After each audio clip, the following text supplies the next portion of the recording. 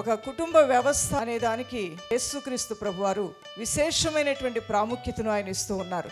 ఒక కుటుంబ వ్యవస్థ పటిష్టంగా ఉండాలనేది దేవుని ఉద్దేశం. ఒక కుటుంబ వ్యవస్థ అనేది బండ మీద కట్టబడిన ఇల్లులాగా ఉండాలి అనేది దేవుని ఉద్దేశం.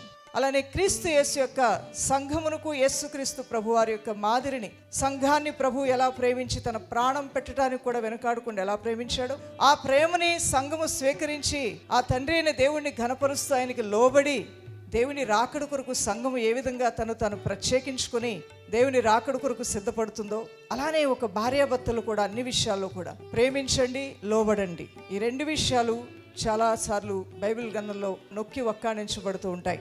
ప్రియులారా, దేవుని యొక్క వాక్యంలోంచి మనం చూసినట్లయితే the foundation of the strong marriage is word of God.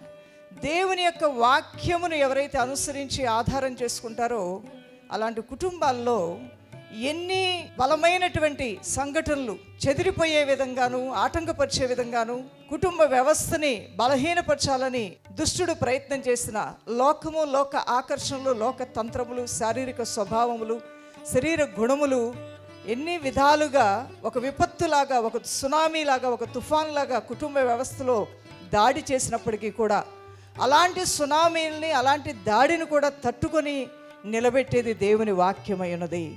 భార్యాభర్తలు అనేవారు ఈ దైవ వాక్యాన్ని ఘనపరిచి దేవుని యొక్క వాక్యానికి అనుగుణంగా ఒక భార్యగా నా పాత్ర ఏంటి, ఒక భర్తగా నేను ఏం చేయవలసి ఉన్నాను, మేమిద్దరం కలిసి ఎలా ముందుకు వెళ్ళాలని వాక్యము హితోపదేశం మాకు చేస్తుందనే విషయాల్ని విశ్లేషించుకొని, గ్రహించుకొని ఎప్పటికప్పుడే ఆ వాక్యోపదేశంలోనికి తమ మార్గాల్ని, తమ జీవన శైలిని, తమ గుణగణాలని దైవ వాక్యానికి స్వాధీనపరుస్తారో అటువంటి వారి జీవితాలు సజావుగా ముందుకు వెళ్తూ ఉంటాయి.